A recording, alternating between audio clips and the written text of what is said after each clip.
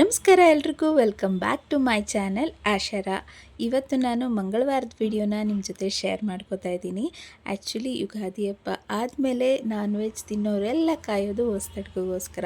So ಇವತ್ತು ನಾನು ಯಾವ್ಯಾವ ಅಡುಗೆ ಮಾಡಿಕೊಂಡೆ ಅನ್ನೋದನ್ನು ನಿಮ್ಮ ಜೊತೆ ಶೇರ್ ಮಾಡ್ಕೊತಾ ಇದ್ದೀನಿ. ಸೊ ವಿಡಿಯೋನ ಎಲ್ಲೂ ಸ್ಕಿಪ್ ಮಾಡದೆ ಕೊನೆವರೆಗೂ ನೋಡಿ. ಹಾಗೆ ಯಾರೆಲ್ಲ ಹೊಸಬ್ರು ವಿಡಿಯೋ ನೋಡ್ತಾ ಇದ್ದೀರಾ ಪ್ಲೀಸ್ ಚಾನಲ್ಗೆ ಸಬ್ಸ್ಕ್ರೈಬ್ ಮಾಡಿಕೊಂಡು ವಿಡಿಯೋನ ನೋಡಿ ಅಂತ ಕೇಳ್ಕೊತಾ ಇವತ್ತಿನ ವಿಡಿಯೋನ ನಾನು ನಿಮ್ಮ ಜೊತೆ ಶೇರ್ ಮಾಡ್ಕೊತಾ ಇದ್ದೀನಿ. ಟ್ಯೂಸ್ಡೇ ಬೆಳಗ್ಗೆ ಎಲ್ಲ ಕೆಲಸ ಮುಗಿಸ್ಕೊಂಡು ತಿಂಡಿಗೆ ಅಂತ ನಾನಿಲ್ಲಿ ರಾಗಿ ರೊಟ್ಟಿನ ಮಾಡ್ಕೊತಾ ಇದ್ದೀನಿ. ಇದಕ್ಕೆ ನಾನು ಸ್ವಲ್ಪ ಸೋರೆಕಾಯಿ ಮತ್ತು ಕ್ಯಾರೆಟನ್ನು ತುರಿದು ಹಾಕ್ಕೊಂಡಿದ್ದೀನಿ. ಹಾಗೆ ಸಣ್ಣದಾಗಿ ಹಚ್ಚಿಟ್ಕೊಂಡಿರೋ ಈರುಳ್ಳಿ, ಕೊತ್ತಂಬರಿ ಸೊಪ್ಪು, ಹಸಿಮೆಣ್ಸಿನ್ಕಾಯಿ ಇದಿಷ್ಟನ್ನು ಹಾಕಿ ಚೆನ್ನಾಗಿ ಮಿಕ್ಸ್ ಮಾಡಿ ಇದಕ್ಕೆ ರಾಗಿ ಹಿಟ್ಟನ್ನು ಹಾಕಿ ಸ್ವಲ್ಪ ನೀರನ್ನು ಹಾಕ್ಕೊಂಡು ರೊಟ್ಟಿ ಹದಕ್ಕೆ ಕಲಸಿಟ್ಕೊಂಡಿದ್ದೀನಿ. ನಂತರ ಹೆಂಚು ಕೂಡ ಕಾದಿತ್ತು. ಸೊ ರೊಟ್ಟಿನ ತಟ್ಟಿ ಹೆಂಚು ಮೇಲೆ ಹಾಕಿ ಎರಡೂ ಕಡೆ ಸ್ವಲ್ಪ ಎಣ್ಣೆನ ಹಾಕಿ ಒಂದು ತಟ್ಟೆನ ಮುಚ್ಚಿಬಿಟ್ಟು ಬೇಯಿಸ್ಕೊಂಡ್ರೆ ಬಿಸಿ ರಾಗಿ ರೊಟ್ಟಿ ರೆಡಿಯಾಗಿ ಹೋಗುತ್ತೆ. ತುಂಬಾ ಟೇಸ್ಟಿಯಾಗಿರುತ್ತೆ. ಸೋರೆಕಾಯಿ ಹಾಕಿರೋದ್ರಿಂದ ರೊಟ್ಟಿ ಎಷ್ಟು ಸಾಫ್ಟಾಗಿ ಬರುತ್ತೆ ಅಂದರೆ ಅದು ಗಟ್ಟಿ ಅನಿಸೋದಿಲ್ಲ ರಾಗಿ ರೊಟ್ಟಿ. ಕೆಲವ್ರಿಗೆ ಇಷ್ಟ ಆಗಲ್ಲ. ಸೊ ಈ ರೀತಿ ಸ್ವಲ್ಪ ವೆಜಿಟೇಬಲ್ಸ್ ಎಲ್ಲ ಹಾಕಿ ಮಾಡಿಕೊಟ್ರೆ ತುಂಬಾ ಚೆನ್ನಾಗಿರುತ್ತೆ ರಾಗಿ ರೊಟ್ಟಿ. ಇದಕ್ಕೆ ನಾನು ಕಾಂಬಿನೇಷನ್ ಆಗಿ ಚಟ್ನಿ ಮತ್ತು ಉಪ್ಪಿನಕಾಯಿ ಹಾಕ್ಕೊಂಡಿದ್ದೆ. ಸೊ ತುಂಬಾ ಚೆನ್ನಾಗಿ ಬಂದಿತ್ತು ಸಾಫ್ಟಾಗಿ. ನನಗೆ ಈ ಥರ ತರಕಾರಿ ಮಸಾಲೆ ಎಲ್ಲ ಹಾಕಿ ರೊಟ್ಟಿ ಮಾಡಿದ್ರೆ ಅಕ್ಕಿ ರೊಟ್ಟಿ ಆಗಲಿ ರಾಗಿ ರೊಟ್ಟಿ ಆಗಲಿ ನನ್ನ ಸೈಡ್ ಡಿಶ್ ಬೇಕಾಗಿಲ್ಲ, ಬರೀ ರೊಟ್ಟಿನೇ ತಿನ್ಕೊಬಿಡ್ತೀನಿ. ನಂಗೆ ಅಷ್ಟು ಇಷ್ಟ ಆಗುತ್ತೆ.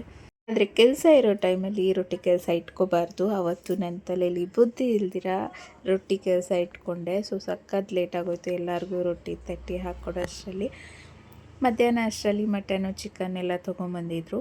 ಸೊ ಫಸ್ಟಿಗೆ ಮಟನ್ ಸುಕ್ಕ ಥರ ಗ್ರೇವಿ ಥರ ಮಾಡ್ಕೊಳ್ಳೋಣ ಅಂದ್ಬಿಟ್ಟು ಮಟನ್ನ ಚೆನ್ನಾಗಿ ತೊಳ್ಕೊಂಡು ಕುಕ್ಕರ್ಗೆ ಹಾಕಿ ಇದಕ್ಕೆ ಸ್ವಲ್ಪ ಉಪ್ಪು, ಖಾರದ ಪುಡಿ, ಧನಿಯಾ ಪುಡಿ, ಅರಿಶಿನ ಪುಡಿನ ಹಾಕಿ ಒಂದು 2 ವಿಷಲ್ ಕೂಗಿಸ್ಕೊತಾ ಇದ್ದೀನಿ. ಇಲ್ಲಿ ನಾನು 1 kg ಮಟನ್ನ ತೊಗೊಂಡಿದ್ದೀನಿ. ಇದಕ್ಕೆ ಒಂದು ಡ್ರೈ ರೋಸ್ಟ್ ಮಾಡ್ಕೋಬೇಕು ಮಸಾಲೆ ಎಲ್ಲ.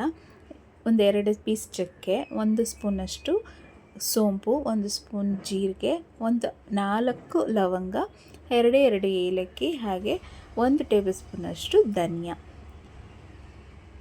ಇದಿಷ್ಟನ್ನು ತೊಗೊಂಡು ಹಾಗೆ ಸ್ವಲ್ಪ ಒಣಗಿದ ಮೆಣಸಿನ್ಕಾಯಿ ಇದಿಷ್ಟನ್ನು ಹಾಕಿ ಚೆನ್ನಾಗಿ ಡ್ರೈ ರೋಸ್ಟ್ ಮಾಡ್ಕೋಬೇಕು.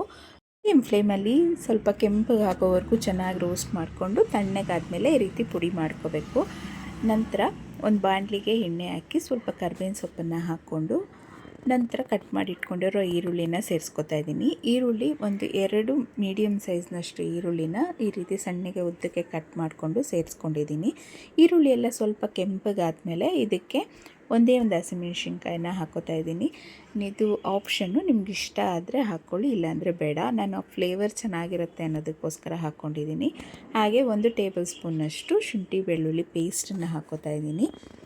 ಇದಿಷ್ಟನ್ನು ಚೆನ್ನಾಗಿ ಫ್ರೈ ಮಾಡಿದ್ಮೇಲೆ ಒಂದು ಸ್ವಲ್ಪ ಎಣ್ಣೆ ಎಲ್ಲ ಬಿಟ್ಕೊಂಡ್ಮೇಲೆ ನಂತರ ಇದಕ್ಕೆ ಮಸಾಲೆ ಪದಾರ್ಥಗಳನ್ನ ಹಾಕೋತಾ ಇದ್ದೀನಿ. ಸ್ವಲ್ಪ ಅರಿಶಿನ, ಒಂದು 1/4 ಟೀ ಸ್ಪೂನಷ್ಟು, ಹಾಗೆ ಒಂದು ಟೇಬಲ್ ಸ್ಪೂನಷ್ಟು ಖಾರದ ಪುಡಿ. ಖಾರ ನಿಮಗೆ ಹೇಗೆ ಅಡ್ಜಸ್ಟ್ ಆಗುತ್ತೋ ಹಾಗೆ ನೋಡಿಕೊಂಡು ಹಾಕ್ಕೊಳ್ಳಿ. ಕೆಲವರು ಖಾರ ಜಾಸ್ತಿ ತಿಂತಾರೆ, ಕೆಲವರು ಖಾರ ಕಮ್ಮಿ ತಿಂತಾರೆ ಹಾಗೆ. ಆಮೇಲೆ ಸ್ವಲ್ಪ ಒಂದು 1/4 ಟೀ ಸ್ಪೂನಷ್ಟು ಗರಂ ಮಸಾಲ, ಆಮೇಲೆ ನಾವು ಪುಡಿ ಮಾಡಿ ಇಟ್ಕೊಂಡಿದ್ವಲ್ಲ ಆ ಪೌಡ್ರನ್ನು ಸೇರಿಸ್ಕೊಂಡು ಫ್ರೈ ಮಾಡ್ಕೊತಾ ಇದ್ದೀನಿ. ನಂತರ ಅಷ್ಟರಲ್ಲಿ ಮಟನ್ ಕೂಡ ಬೆಂದಿತ್ತು. ಸೊ ಇದಕ್ಕೆ ನಾವು ಬೇಯಿಸ್ಕೊಂಡಿರೋ ಮಟನ್ನ ಸೇರಿಸ್ಕೊತಾ ಇದ್ದೀನಿ.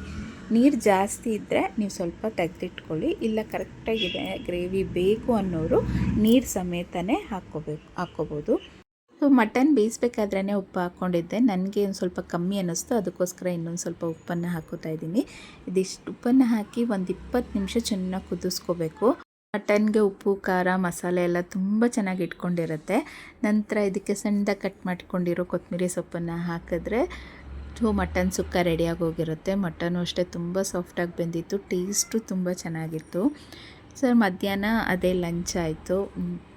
ಮಧ್ಯಾಹ್ನ ಬಿರಿಯಾನಿ ಮಾಡೋಕ್ಕಾಗಲಿಲ್ಲ. ಸೊ ಸಂಜೆ ಬಿರಿಯಾನಿ ಮಾಡ್ಕೊಳ್ಳೋಣ ಅಂತ ಸುಮ್ಮನಾಗ್ಬಿಟ್ಟೆ. ಸೊ ಸಂಜೆ ಬಿರಿಯಾನಿಗೆ ಎಲ್ಲ ಏನೇನು ಬೇಕೋ ಎಲ್ಲ ಬಿಡಿಸಿ ರೆಡಿ ಮಾಡಿ ಇಟ್ಕೊಂಡಿದ್ದೆ. ಸೊ ಇಲ್ಲೊಂದು ಪಾತ್ರೆಗೆ ಎಣ್ಣೆ ಮತ್ತು ತುಪ್ಪನ ಹಾಕಿ ಬಿಸಿ ಮಾಡ್ಕೊತಾ ಇದ್ದೀನಿ.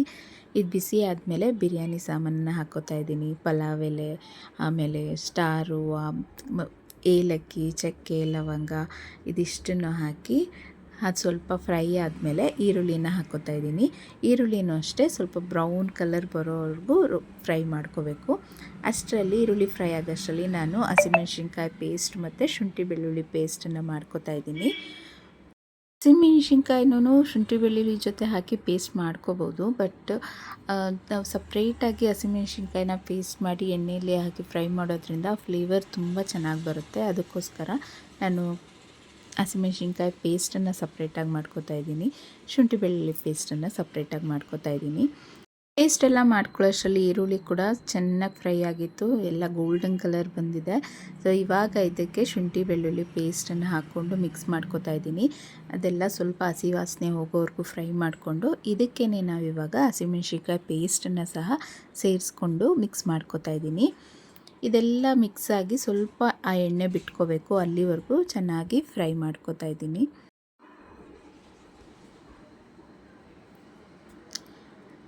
ಇದೆಲ್ಲ ಫ್ರೈ ಆದಮೇಲೆ ಈ ಮಸಾಲೆಗಳನ್ನ ಹಾಕೋತಾ ಇದ್ದೀನಿ. ಸ್ವಲ್ಪ ಅರಿಶಿನ ಪುಡಿ, 1 ಟೇಬಲ್ ಸ್ಪೂನಷ್ಟು ಧನಿಯಾ ಪುಡಿ, ಹಾಗೆಯೇ ಒಂದು ಅರ್ಧ ಟೇಬಲ್ ಸ್ಪೂನಷ್ಟು ಗರಂ ಮಸಾಲ, 2 ಟೇಬಲ್ ಸ್ಪೂನಷ್ಟು ಚಿಲ್ಲಿ ಪೌಡರ್, ಖಾರದ ಪುಡಿ, ಇದಿಷ್ಟನ್ನು ಹಾಕಿ ಚೆನ್ನಾಗಿ ಫ್ರೈ ಮಾಡಿಕೊಂಡು ಎಣ್ಣೆ ಬಿಡೋವರೆಗೂ ಸ್ವಲ್ಪ ಚೆನ್ನಾಗಿ ಫ್ರೈ ಮಾಡ್ಕೋತಾ ಇದ್ದೀನಿ.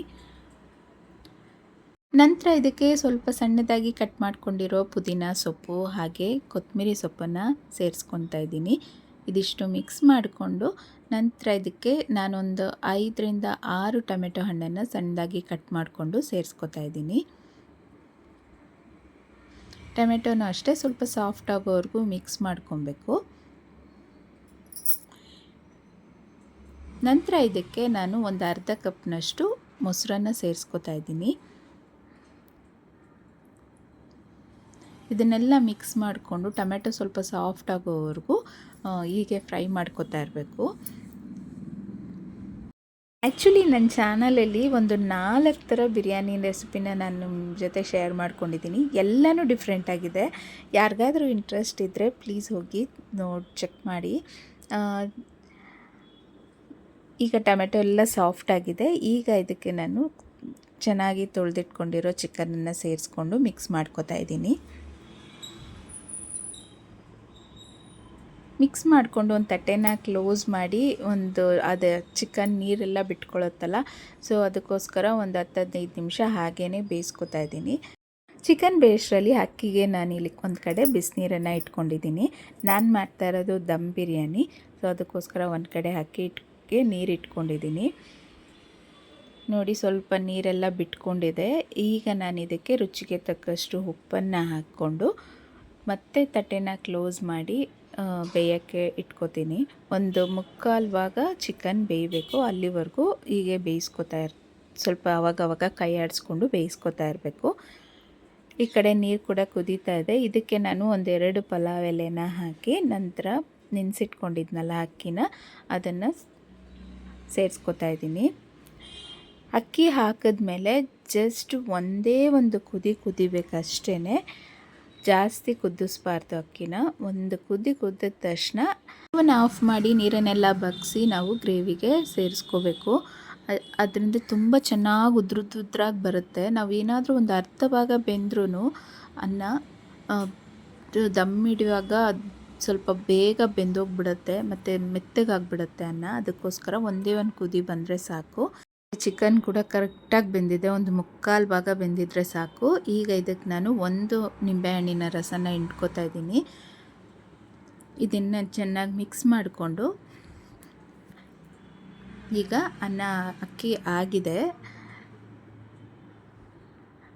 ಸ್ಟವನ್ನು ಆಫ್ ಮಾಡಿ ನಾನು ಈ ರೀತಿ ಜಾಲ್ರ ಇದ್ದರೆ ನೀವು ಅದರಲ್ಲೇ ತೆಗೆದು ಹಾಕ್ಕೋಬೋದು, ಇಲ್ಲಾಂದರೆ ನೀರನ್ನು ಕಂಪ್ಲೀಟಾಗಿ ಬಸಿದು ನಂತರ ಹಾಕ್ಕೋಬೇಕು.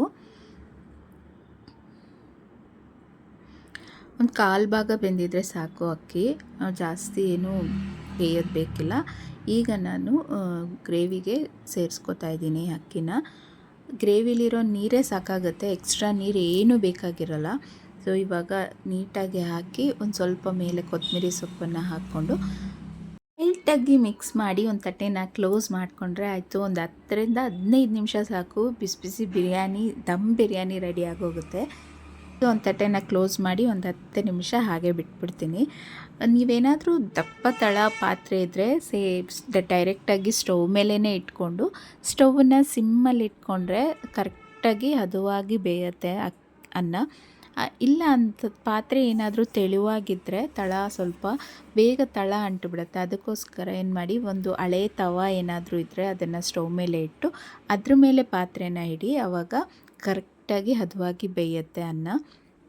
ಸೊ ಬಿರಿಯಾನಿ ರೆಡಿ ಆಯಿತು. ಎಷ್ಟು ಉದ್ರುದ್ರಾಗಿ ಬಂದಿದೆ ಅಂದರೆ ರೆಸ್ಟೋರೆಂಟಲ್ಲೆಲ್ಲ ಹೇಗಿರುತ್ತಲ್ಲ ಹಂಗೆ ಇದೆ. ಬಿರಿಯಾನಿ ಮಾತ್ರ ಸಖತ್ತಾಗಿ ಬಂದಿದೆ. ಸೊ ಎಲ್ಲರೂ ಒಂದು ಸಲ ಟ್ರೈ ಮಾಡಿ, ಎಲ್ಲರಿಗೂ ಖಂಡಿತ ಇಷ್ಟ ಆಗುತ್ತೆ. ಸೊ ಇವತ್ತಿನ ರೆಸಿಪಿ ಎಲ್ಲರಿಗೂ ಇಷ್ಟ ಆಗುತ್ತೆ ಅಂತ ಅಂದ್ಕೊಂಡಿದ್ದೀನಿ. ಇಷ್ಟ ಆಗಿದ್ದರೆ ಒಂದು ಲೈಕ್ ಮಾಡಿ, ಶೇರ್ ಮಾಡಿ, ಹಾಗೆ ಕಮೆಂಟ್ ಬಾಕ್ಸಲ್ಲಿ ಏನು ಅನ್ನಿಸ್ತು ಅಂತ ನನಗೆ ತಿಳಿಸಿ ಅಂತ ಹೇಳ್ತಾ ಇವತ್ತಿನ ವಿಡಿಯೋನ ಇಲ್ಲಿಗೆ ಎಂಡ್ ಮಾಡ್ತಾಯಿದ್ದೀನಿ. ವಿಡಿಯೋನ ಕೊನೆಯವರೆಗೂ ನೋಡಿದ್ದಕ್ಕೆ ಥ್ಯಾಂಕ್ ಯು.